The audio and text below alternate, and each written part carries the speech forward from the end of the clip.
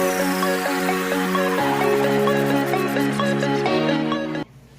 today po mag-unbox po tayo ng aking in-order sa Lazada last December 12, yung sale po nila.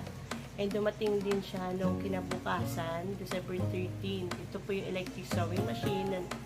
And ngayon ko lang siya i-unbox after 4 days. So let's check it out.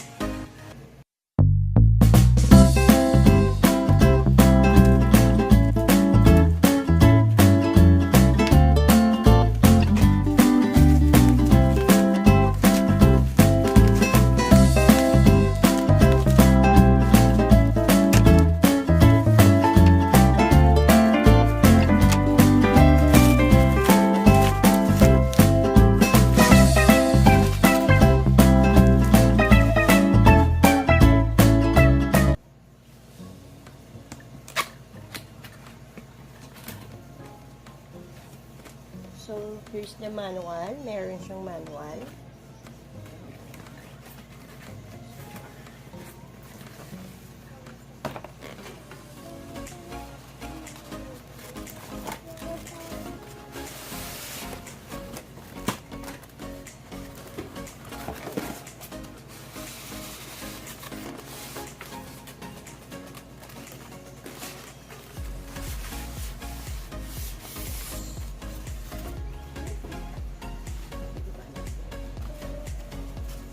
Ayun, ang ganda. Malaki. Here. Ayan. Ganda, oh. Ganda rin ang color niya. So, it comes with bobbins and mga ano to, needle. Ayan. And it comes with ano ba to? Charger and charger. I think it is a charger, or sorry, this is a charger and this is the pedal.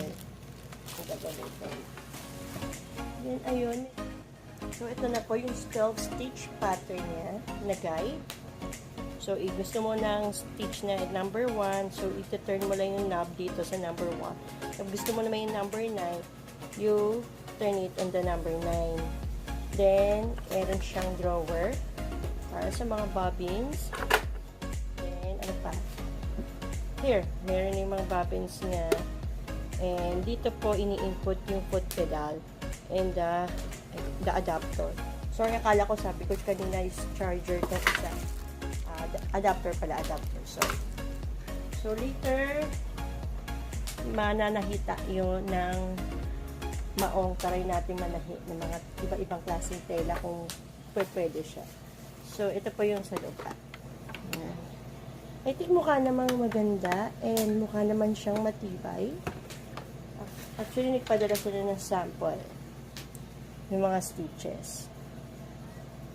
So, later tingnan natin kung maganda at gagana ba siya.